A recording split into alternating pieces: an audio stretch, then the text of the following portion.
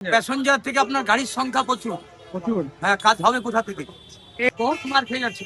বাইরেকার গাড়ি অ্যাটাম না করা পর্যন্ত আমরা গাড়ি চালিয়ে কিনতে পারবো না। প্যাসেঞ্জার একবারে নাই বলতে চলে, দুটো করে প্যাসেঞ্জার, কোনো একটা হচ্ছে। সকাল থেকে রাত পর্যন্ত বহরমপুর শহরে দাপিয়ে বেড়ায় টোটো।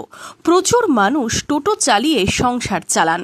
তবে দিনকে দিন রোজগার কমছে টোটো চালকদের। কি দাবি করছেন তারা? আমাদের ব্যবসা মোটামুটি যা ছিল তার থেকে অর্ধেকের নিচে নেমে এসেছে। তার কারণ হলো মহিন্দ্রা যেগুলো উডি এইসব গাড়িগুলো বেরিয়েছে, অটোগুলো ব্যাটারি চালিত অটো প্লাস মহিন্দ্রাগুলো, ওগুলো আমাদের ব্যবসার ক্ষেত্রে খুবই মানে এফেক্ট পড়েছে। বাইরে গাড়ি গাড়ি ঢুকছে, যেমন কুঞ্জঘাটা 10 টাকা দিয়ে নিয়ে চলে যাচ্ছে মহিন্দ্রাগুলোতে। কুঞ্জঘাটা ভাড়া এখান থেকে আমাদের 30 টাকা।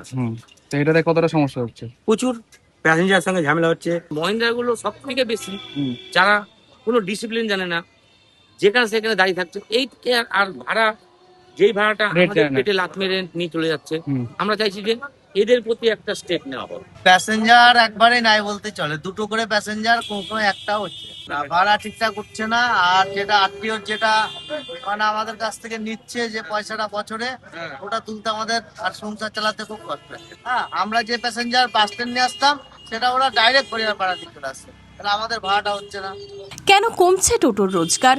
বহরমপুর শহরের টোটো চালকরা দুষছেন শহরের বাইরে থেকে আসা টোটো চালকদের। বাইরে থেকে গাড়িগুলো আসছে দিয়ে ওরা হরিয়ারপাড়া অন্য অন্য গাড়ি বাঁকুড়ি টাকুরি সব এই মধ্যে দিয়ে জাম লাগিয়ে ওরা প্যাসেঞ্জার দিয়ে চলে যাচ্ছে। এটা একটা বিশাল একটা জঞ্জাটের সৃষ্টি হচ্ছে।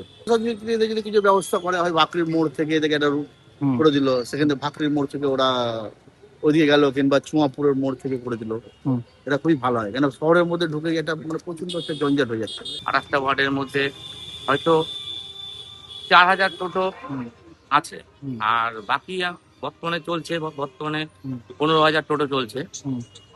বাকি সব বাইরের টোটোগুলো। তো আমরা আজ বিভিন্ন প্রকারে মানে হ্যারাসমেন্ট হচ্ছি। ওই লোকজন তো নাই তো গাড়ি চলবে কি করে? লোকজন নেই? না না, ব্যবসার অবস্থা কিরকম? চলছে মোটামুটি। জায়গাটা ভালো চলছে না? না না, আগেকার মতন ব্যবসার হাল খুব খারাপ, খুব খারাপ। খুব খারাপ। না না, কোথায় পাবেন? একটা করে লোক বহাতে হচ্ছে। ও 3টে করে চালাচ্ছে, দুটো 3টে করে। ভাড়া ঠিকঠাক পাওয়া যাচ্ছে? ভাড়া আমাদের লস হচ্ছে। বাইরেকার গাড়ি আসছে তো আমাদের লস হচ্ছে। বাইরের গাড়িতে লস হচ্ছে? হাজার হাজার টোটো শহরের অলিগলিতে ঘুরছে, যার জেরে বাড়ছে যানজটও।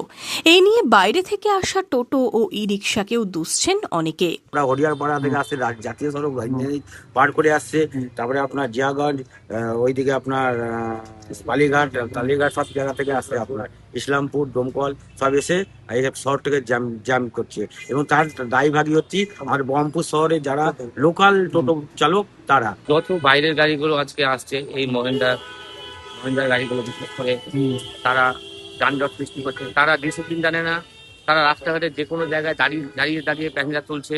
আজকে তার ফল আমাদেরকে ভুগতে হচ্ছে। যেহেতু আমরা শহরে থাকি, আমরা শহরের নিয়ম কানুনগুলো জানি।